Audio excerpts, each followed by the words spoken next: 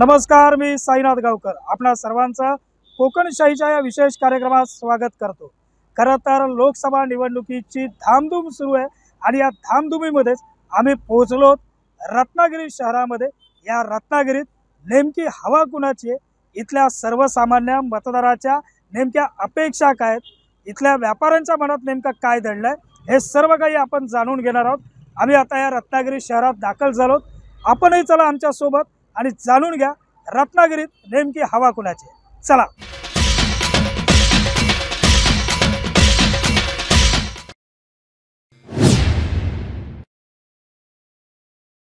मारुती मंदिर परिसरात आपण आहोत रत्नागिरी शहरातल्या, आणि इकडे एक बस स्टॉप आहे। त्या ठिकाणी एक जण आपल्या समोर आले, त्यांच्याशी आपण बोलणार आहोत। सर, काय सांगाल, आपलं नाव कसं?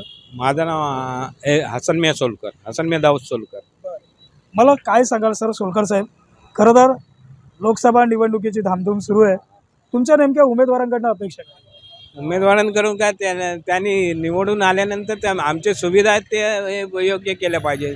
सुविधा म्हणजे त्यांना जे आम्हाला पाहिजे ना, ट्रॉलिंग वगैरे सुविधा, हे सुविधा, महागाई एवढी झाली त्याच्याबद्दल हे कमी करायला पाहिजे, त्याची अपेक्षा। बाकी काय अपेक्षा काय, आता कमवायला तर आम्हालाच पाहिजे, बरोबर आहे, पण ते त्यांनी पण लक्ष टाकायला पाहिजे की नाही त्यांचा। तुम्ही आता इतकी वर्ष हा रत्नागिरी सिंधुदुर्ग जिल्हा पाहताय, काही डेव्हलपमेंट झाली असं पाहिजे वाटतं? हाय डेव्हलपमेंट, पण तेवढी सुविधा डेव्हलपमेंट नाही। सरळ म्हणजे ज्याप्रमाणे व्हायला पाहिजे त्याप्रमाणे होत नाही, समजलं ना। रत्नागिरी नावाने मोठा आहे पण कामाने कमी आहे थोडं, समजलं ना। त्याच्यामध्ये आम्हाला रोजगाराच्या बाबत सर काय वाटतं, इथं आले पाहिजेत प्रकल्प, रत्नागिरी प्रकल्प आले पाहिजे। JK फाईल वगैरे आहे ती JK फाईल बंद झाली, बाकीचे हे आले पाहिजे, सुविधा जायला पाहिजे ना की नाही। आम्हाला हे सर्व हे यायला पाहिजे की नाही, हे कारखाने वगैरे आहेत की यायला पाहिजे, तरच आम्हाला रोजगार मिळेल ना। आम्ही तर ज्येष्ठ नागरिक आहे, ज्येष्ठ नागरिकांच्या बद्दल काय येत नाही, पण ते बाकीचे तरुण मुलं आहेत त्यांना रोजगार मिळायला पाहिजे की नाही। सर काय सांगाल, रत्नागिरीत हवा कुणाची आहे हो? रत्नागिरीत हवा म्हणजे आता काय हवा, रत्नागिरीत हवा सांगू नाही शकत, पलटी मारणार ना केव्हा कधी तसं। म्हणजे शिवसेनाचं हे आहे, पण शिवसेना आली जर तरी पण हे होत नाही काय। हा, कुठली शिवसेना? शिवसेना उद्धव बाळासाहेब ठाकरेंची की शिंदे? नाही, शिंदेची। आता शिंदेना सर्व भेटला ना त्यांना, शिंदेना जे मिळालं ना त्यांचं हे, बाकी पण काय नाही। ठाकरेंचं हे गेलं ना, ठाकरेंचं म्हणजे ठाकरे आहेतच पण ठाकरेंचंही गेलंच।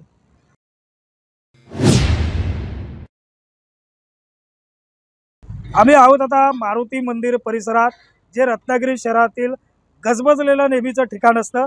काही रिक्षा व्यावसायिक या ठिकाणी भेटलेत, त्यांच्याशी आपण बोलणार आहोत। सर काय सांगाल, लोकसभा निवडणुकीची धामधूम रणसंग्राम खऱ्या अर्थानं सुरू आहे, तुमच्या नेमक्या अपेक्षा काय आहेत उमेदवारांकडनं?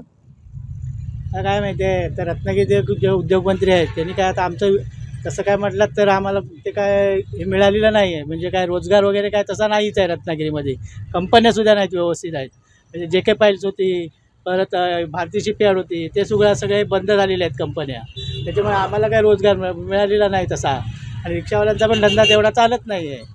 हां, तर काय चांगला असं नेता निवडून यावा, आमचं मत विनायक राऊतांनाच असणार। हां, आमचं मत हे विनायक शिवसेना उद्धव ठाकरेच्या गटालाच असणार, किती काही झाले तर आम्ही कट्टर शिवसैनिकच आहोत। हां, मग मागील 10 वर्षात एकही व्यवसाय या कोकणात का आला नाही, असा माझा प्रश्न राऊत साहेबांनाही असतो, तुम्हालाही।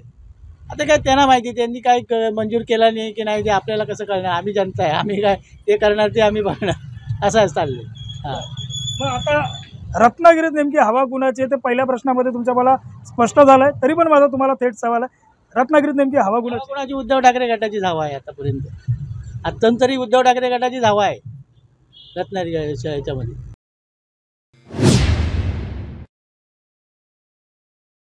रत्नागिरीतल्या मारुती मंदिर परिसरात आपण आहोत। काही रिक्षा चालकांना मुद्दा म्हणून आपण भेटतो, कारण की रिक्षा चालक हा गावागावात जात असतो, शहरात फिरत असतो, म्हणून रिक्षा चालकांना मुद्दा म्हणून आपण भेटतोय।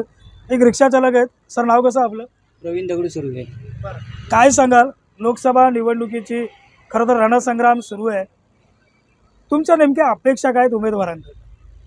आमच्या अपेक्षा म्हणजे इन्शुरन्स वगैरे पूल वाढलेला आहे. परत काय व्यवस्थित रिक्षावाल्यांना काय हे पण टेरिफ कार्ड पण काय व्यवस्थित वाढवलेलं नाही आहे.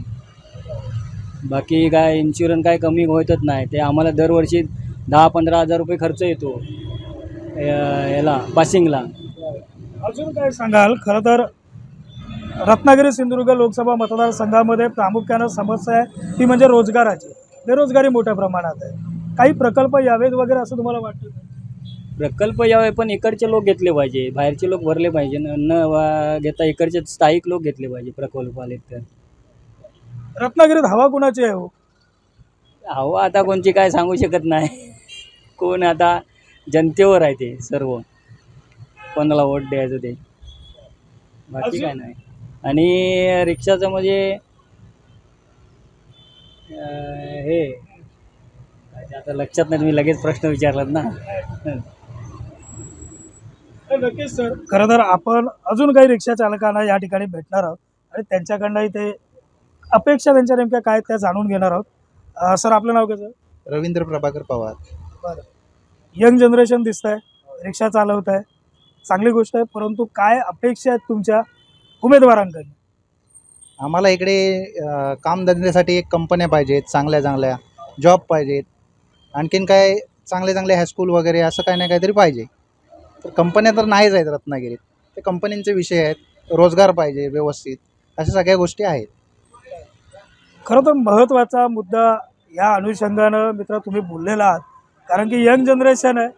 खरं तर राजकारण्याने या गोष्टीचा विचार केला पाहिजे. प्रत्येकाच्या तोंडातनं एकच वाक्य येतं, ते म्हणजे रोजगार पाहिजे. रत्नागिरीत नेमकी हवा कुणाची आहे?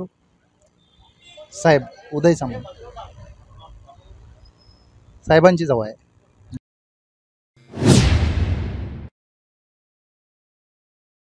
रत्नागिरी एस टी स्टँडच्या बाहेरच एक पेपर स्टॉल आहे. पेपर स्टॉल म्हणजे आमचेच पत्रकारांचे ते मित्र असतात, म्हणून मुद्दामून त्यांच्याकडे आलो. सर काय सांगाल, तुमच्या नेमक्या खासदारांकडनं अपेक्षा काय निवडून येणार आहे? एस टी व्यवस्थित स्टँड व्हावं, रस्ते व्यवस्थित व्हावे, पाणी व्यवस्थित यायला पाहिजे. आणि काय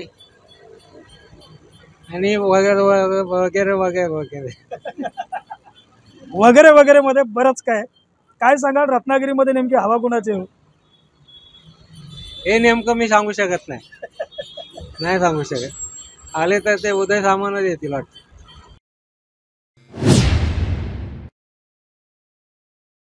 रत्नागिरी एस टी स्टँड समोरचं एक हॉटेल आहे, त्या हॉटेलमध्ये मी आलोय. सर आपलं नाव कसं? माझं नाव गणेश शानबाग.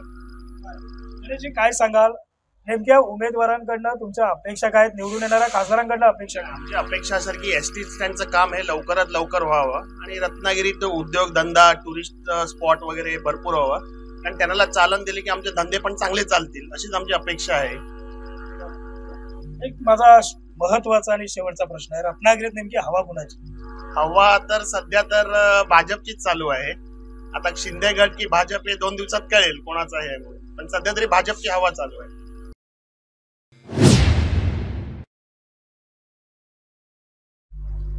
रत्नागिरी शहरातल्या एका मेडिकल स्टोअर मध्ये आलोय.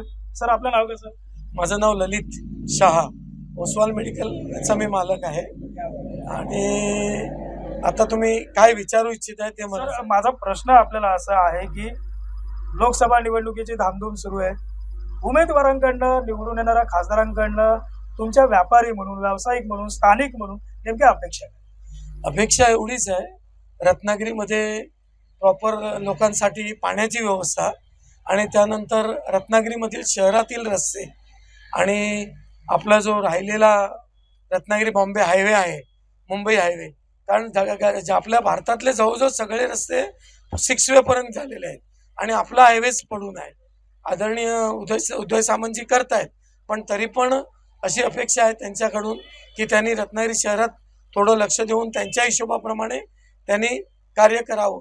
आणि तसं आत्तापर्यंत नळपाणी योजना बऱ्याच जणांकडे आता पाणी येत नाही आहे, ते काहीतरी त्याची पर्यायी व्यवस्था किंवा शीळ धरणामध्ये योग्य तो व्यवस्था करावी अशी अपेक्षा आहे. रोजगाराच्या मुद्द्यावरती काय वाटतं तुम्हाला इथं प्रकल्प यावे? ह्या मतदारसंघातनं मोठ्या प्रमाणात शहराच्या ठिकाणी स्थलांतर आहे सर, त्याच्यामुळे इथं यावेत रोजगार असं तुम्हाला वाटतं का? प्रकल्प यावेत असं वाटतं? ऍक्च्युली प्रकल्प हे यावेच. कुठलाही प्रकल्प आला तर ते बेनिफिट आहे. प्रत्येक माणसाच्या घरी जेव्हा एक माणसाच्या घरी आपल्या इथे एक माणूस काम करतो आणि 3 जण खातात, आणि जेव्हा तिन्ही माणसं काम करतील तेव्हा शहराचा पण विकास होईल. आणि 1-2 चांगले प्रकल्प, मी असं म्हणत नाही की वातावरणाला पोषक असणारे प्रकल्प येऊ देत आणि ते लवकरात लवकर आणावेत, कारण सगळीकडे प्रकल्प जात आहेत. उदाहरणार्थ दीव दमण पासून प्रचंड प्रकल्प आहेत वापीपर्यंत, मग आपल्या इथे का नाही? आणि ते यायला पाहिजे. आणि आमदार साहेबांना विनंती आहे, उदय साहेबांना विनंती आहे की त्यांनी प्रकल्प इथे आणावे, जेणेकरून, आणि प्रॉपर इथे बेरोजगारी कमी आहे, कारण आता पण बाहेरची लोकच बरीच काम करतायत. रत्नागिरीत कामगाराविषय आहे तो, बरेच जण बाहेरचे काम करतायत. इव्हन माझ्या दुकानात सुद्धा मला पाहिजे तर माणूस मिळत नाहीये. आम्ही ड्युटीसाठी माणूस शोधतोय, तर अमुक वाजता 6 वाजता घरी जाणार, आता मेडिकल आहे ते रात्री 10 पर्यंत उघडं असतंय, तर सकाळी 7:30ला उघडायला लागतंय. पण माणसं तयार नाहीत काम करायला फारशी. आणि प्रकल्प आले तर चांगली गोष्ट आहे, यायलाच पाहिजे, आणि ते वातावरण पोषक असावे, एवढी अपेक्षा. शेवटचा प्रश्न आहे माझा, रत्नागिरीत हवा कुणाची आहे हो? आता आम्ही ऍक्च्युली प्रॉपर मोदी साहेबांचे भक्त आहोत. अंधभक्त म्हणा, डोळे उघडणारे भक्त म्हणा, मोदी भक्त आहोत. पण उदय सामंत यांनी आता युतीच आहे त्यामुळे तो प्रश्न नाही, पण यांनी चांगलं काम केलंय. माननीय उदय सामंत आणि त्यांचे जे सोबत आहेत त्यांच्या सोबतच आहोत आम्ही. धन्यवाद.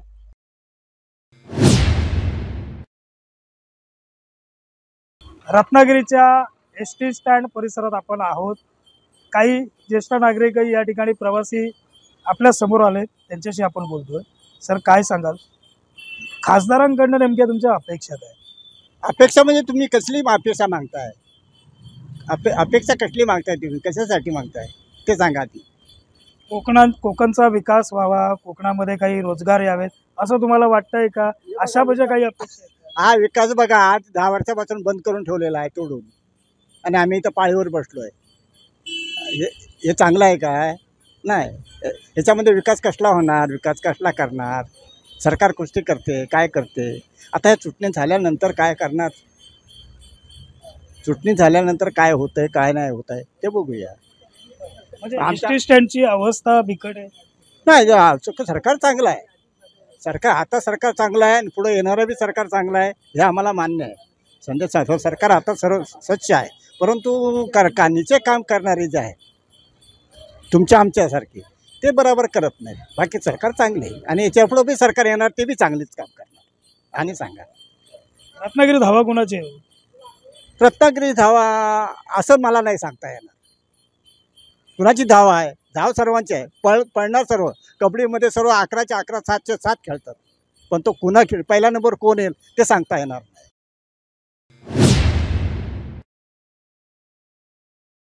रत्नागिरी शहरातल्या एसटी स्टँड जवळच्या श्रीराम मंदिर परिसरात आपण आहोत आणि काही सर्वसामान्य नागरिक या ठिकाणी भेटत आहेत. सर, काय सांगाल, उमेदवारांकडनं नेमक्या तुमच्या अपेक्षा काय आहेत? निवडून येणाऱ्या खासदारांकडनं अपेक्षा काय? निवडून म्हणजे आता कसं आहे, भाजप आणि शिवसेना यांची युतीच आहे, तरी कोणी खासदारकीला उमेदवार कोणी असू दे, भाजपचा असू दे, शिवसेनेचा असू दे, रत्नागिरीच्या मूलभूत गरजा आहेत, जे रोड आहेत ते व्यवस्थित चांगल्या रीतीने करावेत. तसेच मुंबई गोवा हायवे जो आहे आपला, तो बरेच वर्ष रखडलेला आहे, तो पूर्ण व्हावा अशी अपेक्षा आहे सगळ्यांची, जेणेकरून कोकणात जी लोक ये जा करतात त्यांचा प्रवास सुखकारी व्हावा अशी अपेक्षा आहे. सर, खरं तर आपल्या रत्नागिरी सिंधुदुर्ग लोकसभा मतदारसंघातनं स्थलांतर जे आहे शहराच्या ठिकाणी नोकरीसाठीच हे मोठ्या प्रमाणात आहे, त्यामुळे कोकणातली गावं अक्षरशः ओस पडतानाचं चित्र पाहायला भेटतंय, असा आमचा कोकणशाहीचा सर्वे आहे. तुम्हाला हे मान्य आहे का? एक. आणि दुसरा प्रश्न, इथं रोजगार यावे असं तुम्हाला वाटतं का? रोजगार यावा यात काय हे नाही, पण रोजगार यायलाच हवा. कंपनी म्हणजे मोठ्या कंपनी रत्नागिरी जिल्ह्यात किंवा सिंधुदुर्ग जिल्ह्यात यायला हव्यात, त्यामुळे रोजगार निर्मिती व्हायला हवी. तसंच नाही म्हटलं तरी शेतीच्या दृष्टीने शेतीकडूनही रोजगार उपलब्ध होऊ शकतो मुलांना. अगदी एक शेवटचा प्रश्न आहे माझा, रत्नागिरीत हवा कुणाची आहे हो? रत्नागिरीत हवा युतीचीच आहे, भाजप शिवसेनेचीच आहे. उमेदवार जो वर्ण येईल त्याला आम्ही सहकार्य करू, आम्ही पण भाजपचेच आहोत. भाजपचे पदाधिकारी आपल्याला जाताना भेटले. भेटू अजून काही मंडळींना.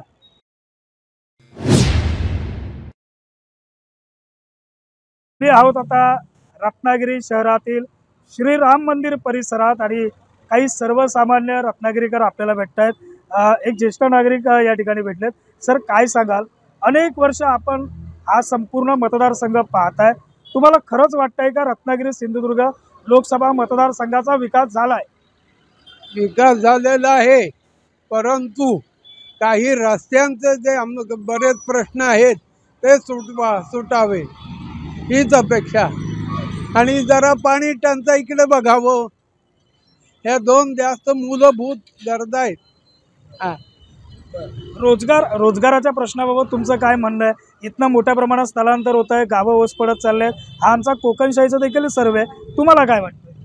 आमचं काय, आता आम्ही इथले स्थानिक आहोत, त्यामुळे आम्हाला काही त्याचा काय फरक नाही. पण जे कोकणातून जे बाहेर गावी जातात त्यांना शक्यतोवर जाऊ लागू नये अशी काहीतरी व्यवस्था असावी.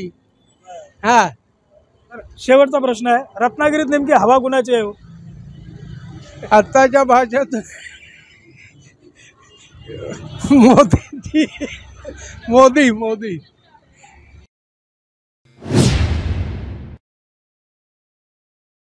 सर्वसामान्य रत्नागिरीकरांना आपण भेटतोय. काकी, काय सांगाल?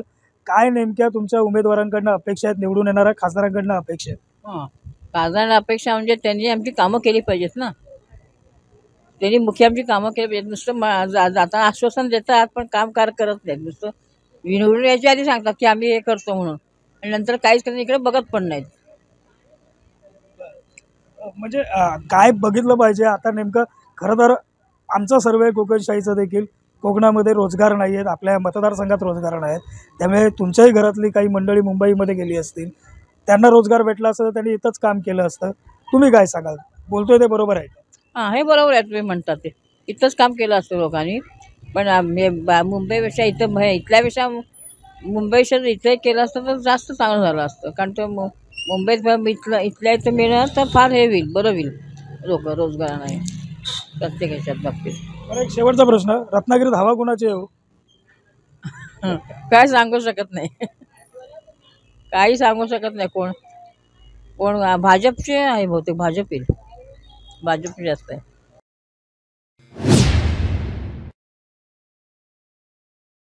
रत्नागिरीकरांच्या नेमक्या लोकप्रतिनिधींकडनं अपेक्षा काय आहेत ते या लोकसभा निवडणुकीच्या पार्श्वभूमीवरती आपण समजून घेतोय. या बाजारपेठेत फिरत असताना हे काका समोर आलेत. काय सांगाल सर, काय तुमच्या अपेक्षा? ह्या अपेक्षा असं आहे बघा, हा रस्ता तुमचं किती आहे तो बघा, आणि ह्या आमच्यासारख्या सामान्य माणसाला चालण्यासारखं किती जागा आहे ते बघा. कुठून लोक चालणे सांगा, चालता येत नाही. गाडी घेऊन ते वेगळीच आमची गाडी ठेवली आम्ही तिकडेच, पण ही इकडे चालण्यासाठी रस्ता जो आहे तो किती आहे बघा, बाजूला किती जाण्यासारखे आहे बघा. हां, कसं काय चाल म्हणजे ह्याचं लक्ष आहे की नाही? नगरपरिषद आता हे तुमचा नगरपरिषदवाला गोळा करून गेला, पैसे पावती करून गेला तिथे, पण इथे ज्या लोकांसाठी जाण्यासाठी हे घेतल्यानंतर हे लोक राहणार बाजूला, राहणार साईडला, राहणार विकत घेण्यासाठी. त्याबद्दल विकत राहणार, मग लोकांसाठी जागा राहिली किती? चालणार कुठं आम्ही? असं किती वेळा आम्ही नगरसेवक सांगून झालेलं आहे. काही कोणी काही फरक पडत नाही. काय एक दुसरं काम होतं, दुसऱ्या दिवशी वेगळं काम होतं परत. बरं, मला अजून एक खरं तर जाणून घ्यायचं आहे या निवडणुकीच्या अनुषंगानं, रत्नागिरीत सध्या हवा कुणाची? त्या आमचा हवा कोणाची असू दे, हवा असा आमचा प्रश्न नाही. आम्हाला ज्या सोयी करतील, गैरसोयी आहेत त्या दूर करावे, बाकी आमचं काय म्हणणं नाही. कुठली जनता काय म्हणते, जनता काय म्हणणार, काय ज्याच्या सोयी करणार तो आमचं राय करतात. तो या सोयी कराव्यात नाही त्यांनी. काय सोयी केलेल्या बघा ना इथे.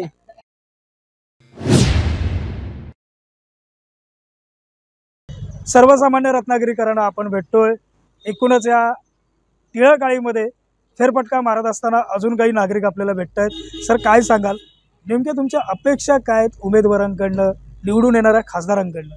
निवडून येणाऱ्या खासदारांनी 5 वर्षातून एकदा तरी तोंड दाखवत.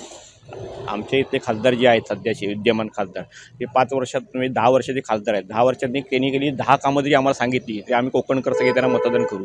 पण आत्ताच्या घडीला आम्हाला अशी अपेक्षा आहे की आत्ताच्या घडीला कोकणचं जे नेतृत्व आहे राणेसाहेब त्यांनाच त्यांनाच उमेदवारी मिळून तेच निवडून यावेत आणि सर्वसाधारण देशातला सगळ्यांचा कौल असा आहे की तो देशाला मोदी साहेबांच्याकडे कौल आहे. लोकांना कांदा वाटाणा भाजीपाला स्वच्छ व्हावा म्हणून आम्ही मोदीनं मतदान करत नाही. आम्ही लोक मोदीनं मतदान अशासाठी करतो की देश खणकर व्हावा, देशाची सुरक्षितता मजबूत व्हावी, यासाठी आम्हाला मोदी हवेत आणि मोदींना पर्याय हा दुसरा कुठलाच नाही. त्यामुळे आम्हाला मोदी साहेब पाहिजेत आहेत. कोकणातली एकूणच या रत्नागिरी सिंधुदुर्ग लोकसभा मतदारसंघ आहे आपला, ह्या मतदारसंघातली प्रामुख्यानं समस्या कुठली असं तुम्हाला वाटतं? समस्या म्हणजे आधी इथे रोजगार नाही आहे. आलेल्या कंपन्या सगळ्या निघून गेल्या आहेत. आता रत्नागिरी तालुक्याचा विचार केला तर इथे जे पाहिजे कंपनी होती ती बंद पडली आहे. गजरे मरीन कंपनी ती जवळपास आपल्या रत्नागिरीतनं आता जाण्याच्याच मार्गावर आहे. भारतीय शिपयार्ड कंपनी बंद पडलेली आहे. रत्नागिरीला चांगला असा एखादा तरी चांगला उद्योगधंदा यावा. रत्नागिरी बाजारपेठ संध्याकाळी 7 वाजले की बंद पडलेली असते, काहीच नाही बाजारात, काहीच नाही. आता आले ते मॉल आहे, मॉल संस्कृतीमध्ये तिकडे सगळे लोक धावतात आहे. त्यावेळेला सर समजा असे जो मॉल वगैरे येतात त्याला इथे डेव्हलपमेंट पण यायला पाहिजे ना. हे डेव्हलपमेंटच नाही काय. रत्नागिरीमध्ये येणारी रिफायनरी येतात ते सगळे अडवत आहे, माझं काही भागव आणि नंतर पुढे जा असं सगळं चालू आहे. त्यामुळे याचे डेव्हलपमेंट यायची असते. सगळ्यांनी मिळून एक पक्ष, सगळ्या पक्षांनी मिळून, सगळ्या लोकांनी म्हणजे चांगले सगळ्या कंपन्या जे काय येणार आहेत त्यांना सपोर्ट करा आणि आपलं त्यासाठी आम्हाला इथे राणेसाहेबच पाहिजे ते. पण अजून एक माझा शेवटचा थोडासा राजकीय प्रश्न आहे, कारण तुम्ही राजकीय उत्तर मला देताय म्हणून. राजकीय उत्तर आम्ही नागरिक आहेत, आम्ही कुठल्या पक्षाचेच नाही, आम्ही कुठल्या क्रिएटिव्ह सदस्य माझा एक आम्ही राणेसाहेबांचे आणि मोदी साहेबांची चाहते आहोत, पण ते काहीतरी करू शकतात. माझा एक प्रश्न आहे आपल्याला. खरं तर रत्नागिरी जिल्ह्याला महाराष्ट्राचं उद्योगमंत्री पद मिळालं आहे आणि तरी पण आपण म्हणताय की रत्नागिरीतल्या कंपन्या बंद पडत चालल्यात. काय फायदा झाला नाही असं म्हणायचं का मग? आता अजून त्याचा मी विचार नाही केला आहे, पण अजून त्याचा विचार नक्की करीन. तुम्ही सांगताय त्याला मी नक्की विचार करीन आणि तुम्हाला त्याचं उत्तर मी नक्की, तुम्ही पुन्हा भेटा त्याला तुम्हाला नक्की देईन उत्तर. रत्नागिरीत आता हवा कुणाची? रत्नागिरी आधी हवा सध्या मोदींची आहे, मोदी साहेबांची आहे. जो कोणी महायुतीचा उमेदवार असेल त्याला नक्की इथे यश मिळेल.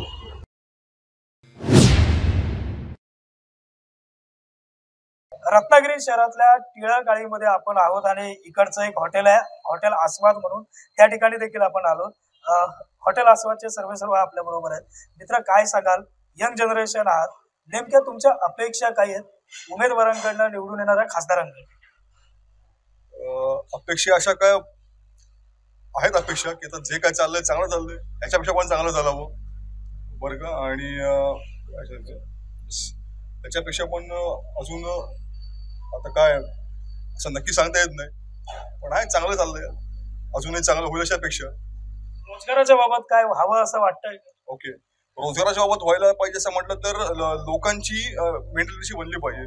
तर त्यासाठी यांनी प्रयत्न केले पाहिजे. सरकारने जास्त प्रयत्न आणखी केले पाहिजेत की जेणेकरून लोकांना अधिकाधिक उद्योगांकडे आकृष्ट करण्यासाठी, जसं स्किल इंडिया वगैरे प्रोग्राम आहेतच, त्यांना आणखीन पाठबळ मिळालं पाहिजे याच्यावरती. अजून आहे म्हणजे तसं हे बनलं पाहिजे, तसा मॉल बनला पाहिजे जेणेकरून उद्योग करण्यासाठी लोक जास्तीत जास्त आपोआप स्वयंप्रेरणेने त्याच्यामध्ये येतील. त्याच्यामध्ये ह्यांना पाठिंबा मिळाला पाहिजे. त्याच्यासाठी सरकार पावलं उचलते, हो यापुढे अजूनही उचलेल त्याच्यावर. रत्नागिरीत हवा कुणाची हो? शेवटचा नो कॉमेंट सर, काय माहिती नसेल, सिरियसली काय माहिती नाही. त्यामुळे अजूनही काही सर्वसामान्य रत्नागिरीकर आहेत, त्यांनाही आपण विचारणार आहोत, बोलणार आहोत त्यांच्याशी. सर, काय सांगाल, रत्नागिरीत हवा कुणाची? माझ्या दृष्टीने मोदींचीच हवा आहे रत्नागिरीमध्ये. काय अपेक्षा काय तुमच्या उमेदवारांना? अपेक्षा नागरिक म्हणून आमच्या खूप असतात, पण मिनिमम म्हटलं तर ज्या प्राथमिक गरजा आहेत आमच्या, रस्ते, पाणी आणि ह्या ज्या गोष्टी त्या महत्वाच्या आहेत आणि त्या 90% तरी परिपूर्ण पाहिजेत. आता पाण्याचे खूप प्रॉब्लेम आहे, आता सगळीकडेच आहे, पण त्या प्रॉब्लेमला आम्ही नागरिक आणि संस्था, सगळ्या सरकार हे सगळे जबाबदार आहेत. कारण स्कीम चांगल्या असतात, पाणी अडवा, पाणी जिरवा वगैरे, ते होत नाही इम्प्लिमेंटेशन. तर पाण्याचा प्रश्न मिटू शकतो, पण एवढा पाऊस पडतो आमच्याकडे, एकदा पडला काय आणि किती वेळा पडला काय. तर शहराप्रमाणे गरजा वेगळे आहेत, प्रत्येक गावातनं वेगळे आहेत. माझं गाव जवळ आहे, तिथल्या गरजा आमच्या वेगळ्या आहेत. शहरातल्या गरजा ह्या बेसिक आहेत, वीज, पाणी, रस्ते वगैरे. तर पाण्याची खूप मोठा प्रॉब्लेम आहे इथे. रस्त्यांचं काय, तुम्ही फिरतात बघताय रस्त्यांची अवस्था काय आहे ती. तर म्हणजे खूप वर्ष आली, रस्ते व्हायला पाहिजे होते यावाना व्यवस्थित. तर त्यांचे काय प्रश्न असतील प्रशासनाचे, आमच्यापर्यंत पोहोचत नाहीत आणि प्रत्येकाला RTI मध्ये जायला काय आम्हाला वेळ नाही. तर सर्वसाधारणपणे असं आहे.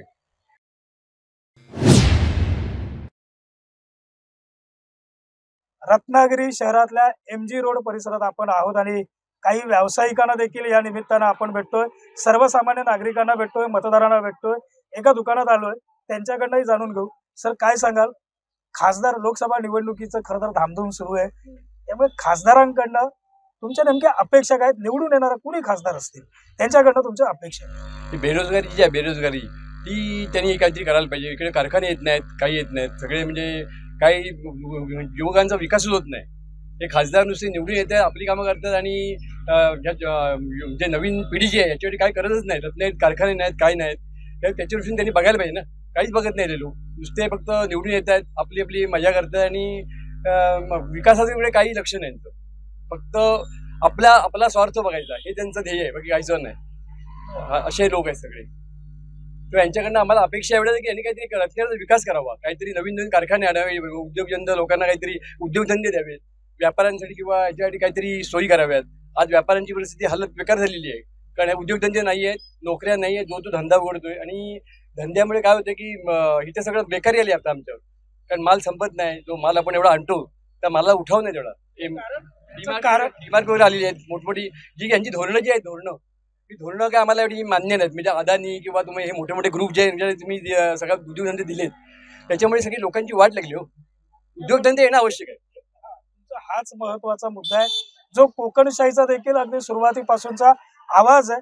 कोकणातली घरं बंद पडत चालली आहेत, इथनं स्थलांतर मोठ्या प्रमाणात आहे. इथं लोकच नाही, उद्योगधंदे नसल्यामुळे वस्ती नाही आणि त्यामुळे अशा व्यावसायिकांवरती सुद्धा अक्षरशः मोठं संकट हे कोसळलेलं आहे. हे कुठंतरी निवडून येणाऱ्या खासदारांनी लक्षात घेणं गरजेचं आहे. बरोबर आहे, बरोबर. काका, काय सांगाल? रत्नागिरीत नेमकी हवा कुणाची आहे?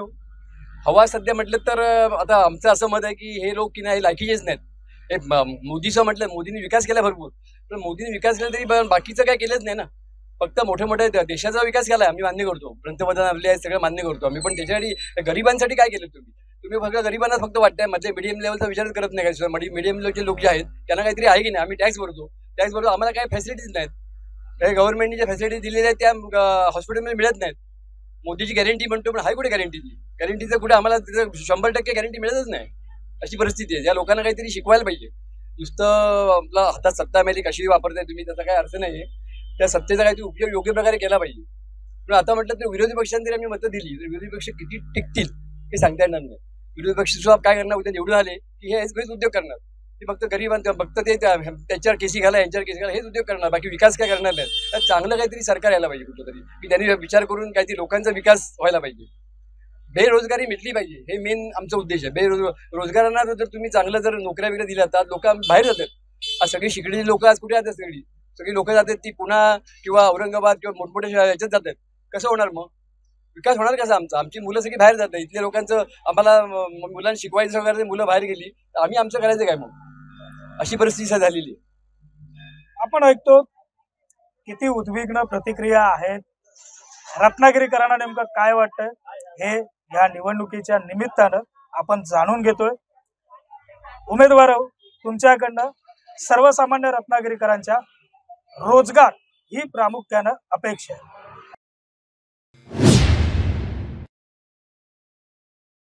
रत्नागिरीमध्ये आपण आहोत, रत्नागिरीमध्ये फिरतो.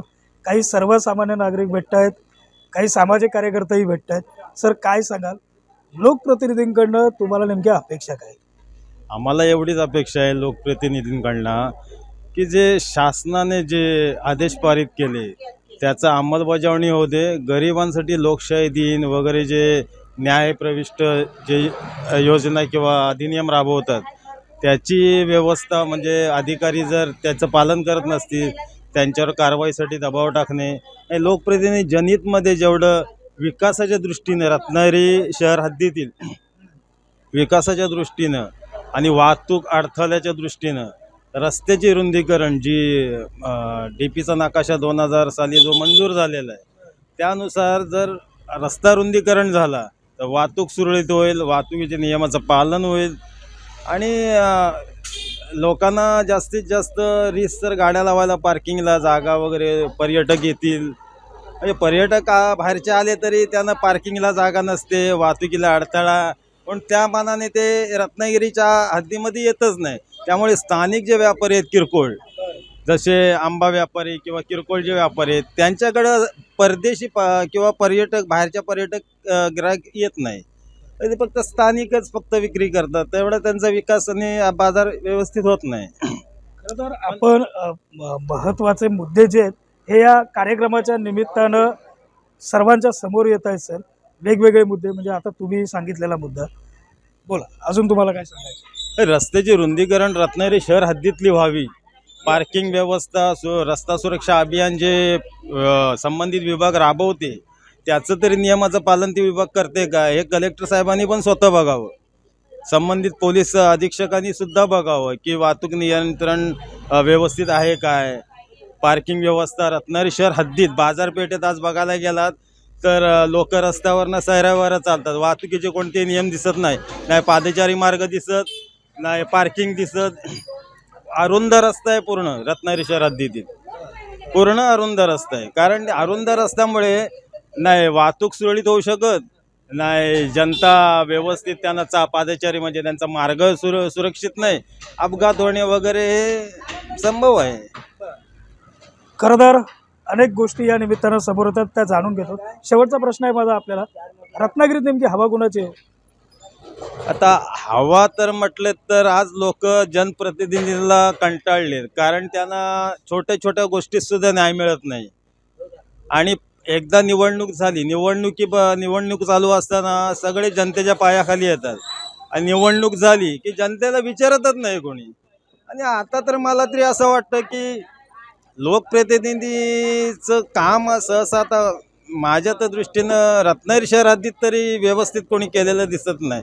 कारण आज गटारं पण तुंबतात पावसाळ्यात, अरुंद रस्ते, छोटे छोटे व्यापारी आहेत त्यांना अधिकृत गाळे देत नाही सावकार, आणि जे गाळे आहेत ते बंद अवस्थेत आहेत. ते कमी याच्यात गरिबांना द्यावून त्यांचे व्यवसाय चालू करायला काय हरकत आहे.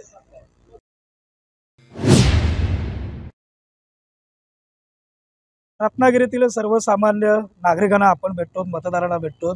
सर, काय अपेक्षा आहेत तुमच्या उमेदवारांकडे?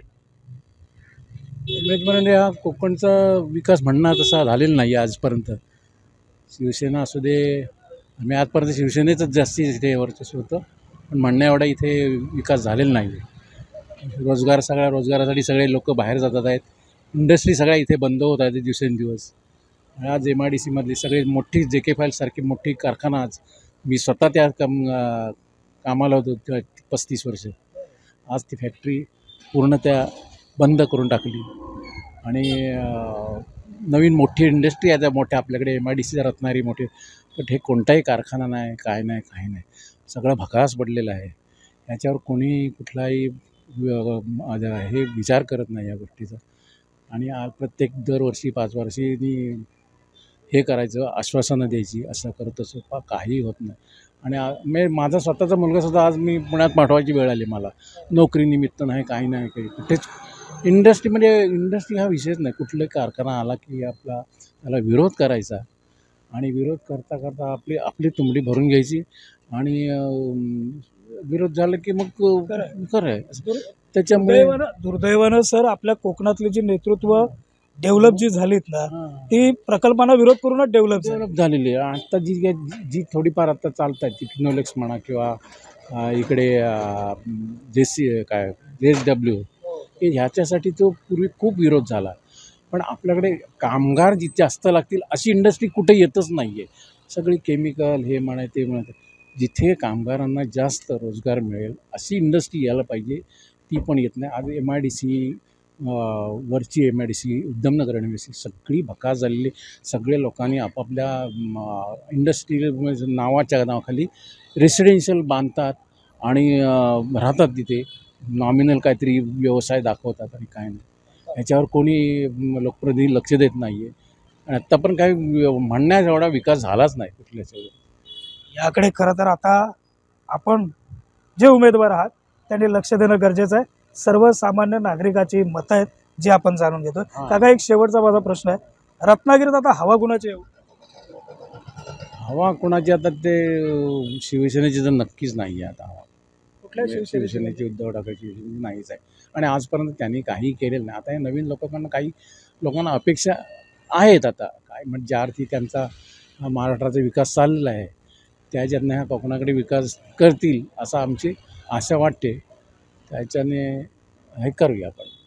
त्यांना आता एकदा पुन्हा एकदा संधी द्यायला हरकत नाही. फक्त आता कुठला पक्ष येतो किंवा युती येते त्याच्या संदर्भात निर्णय घेतील त्याच्यावरती अवलंबून आहे तिथे. पण आता शिवसेनेचे मात्र उद्धव गटाचे मात्र इथे नाही आता वर्चस्व राहणार आणि नाहीच काही व्हायला पाहिजे, कारण त्यांनी काहीच केलेलं नाही आजपर्यंत. असं. धन्यवाद.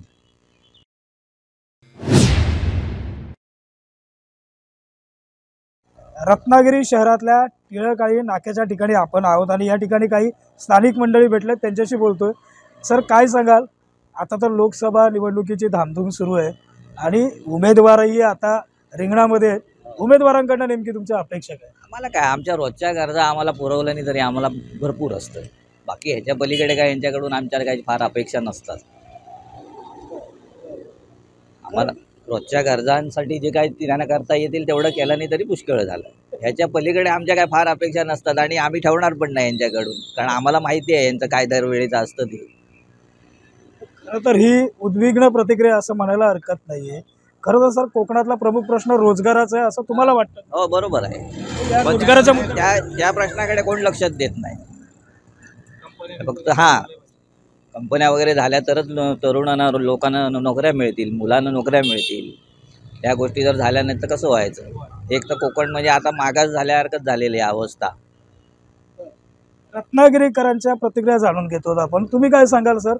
आमचा कोकणशाहीचा देखील सर्वे आहे की रोजगाराचा हा प्रमुख प्रश्न आहे आपल्या रत्नागिरी सिंधुदुर्ग लोकसभा मतदारसंघात आहे. तुम्हाला काय वाटतं?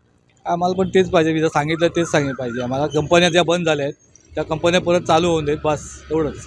रोजगार वाढला पाहिजे तर आमचा पण धंदा होईल ना इकडे रिक्षावाल्यांना. बस. बरं, मला एक सांगा, रत्नागिरीमध्ये सध्या हवा कुणाची आहे? सध्या हवा आता काय सांगायचं, काय सगळेजण माझंच म्हणतायत. आता निवडून येईल तेव्हा समजेल ना हवा कोणची आहे ती. निकालाअंती हवा कुणाची आहे ती स्पष्ट होणार असं त्यांचं म्हणणं आहे. तुम्ही काय सांगाल? एकूणच रत्नागिरीमध्ये नेमकी हवा कुणाची? अजून काय सांगता येत नाही. कोणाला तिकीट मिळेल काय अजून काय कन्फर्म नाही आहे. तुमच्या मते रत्नागिरीत हवा कुणाची? हवा काय आता काय माहिती आहे. आतापर्यंत रत्नागिरी तालुक्यामध्ये जिल्ह्यामध्ये विनायक राऊत आता खासदार असल्यामुळे वातावरण सध्या त्यांच्याच बाजूने आहे. पण अजून ह्यांचा उमेदवार डिक्लेअर न झाल्यामुळे काय सांगता येत नाही. तुमच्या मते हवा कुणाची रत्नागिरी? हवा काय आता सांगता येत नाही. आता हाय सर सगळं यांचं चाललंय आत बाहेर अजून कोणाला काय त्यांची तिकीट डिक्लेअर झालेली नाही आहे. त्याच्यामुळे काय आम्ही काय बोलू शकत नाही त्याच्यावरती. आपलं हे नेहमीच आहे असंच चालणार. अजून काही सर्वसामान्य रत्नागिरीकरांना आपण भेटणार आहोत आणि एकूणच रत्नागिरीमध्ये हवा नेमकी कुणाची, सर्वसामान्य रत्नागिरीकराच्या मनात नेमकं काय दडलं ते जाणून घेणार आहोत.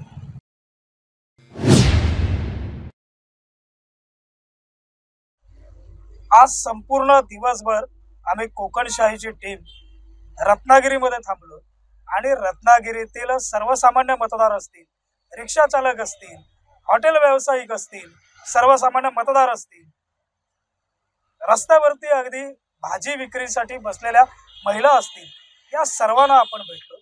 या सर्वांकडनं प्रामुख्यानं एकच गोष्ट समोर आली, ती म्हणजे आताच्या घडीला रत्नागिरी सिंधुदुर्ग लोकसभा मतदारसंघातील प्रमुख समस्या आहे ती म्हणजे बेरोजगारीची. आणि या बेरोजगारीच्या समस्येवरती एकच औषध आहे, ते म्हणजे रत्नागिरी सिंधुदुर्ग लोकसभा मतदारसंघामध्ये प्रकल्प येणं हेच त्याच्यावरचं रामबाण औषध आहे. हे मात्र या ठिकाणी अधोरेखित झालं. त्याचप्रमाणे हवा कुणाची हे सुद्धा आम्ही जाणून घेतलं आणि एकूणच रत्नागिरीमध्ये नेमकी कुणाची हवा आहे हे आपल्याला देखील समजलं असेल. आपण मात्र कुठेही जाऊ नका. अशाच पद्धतीनं राजकीय घडामोडी रोजच्या रोज अपडेट पाहण्यासाठी कोकणशाहीचा यूट्यूब चॅनल जरूर सबस्क्राईब करा. राजेश हेदळकरसह साईनाथ गावकर, कोकणशाही, रत्नागिरी. असे नवनवीन व्हिडिओ पाहण्यासाठी कोकणशाहीचं यूट्यूब चॅनल सबस्क्राईब करा व बेल बटन प्रेस करा. तसेच फेसबुक पेज लाईक करा आणि इंस्टाग्राम पेज व ट्विटर पेजला फॉलो करायला विसरू नका.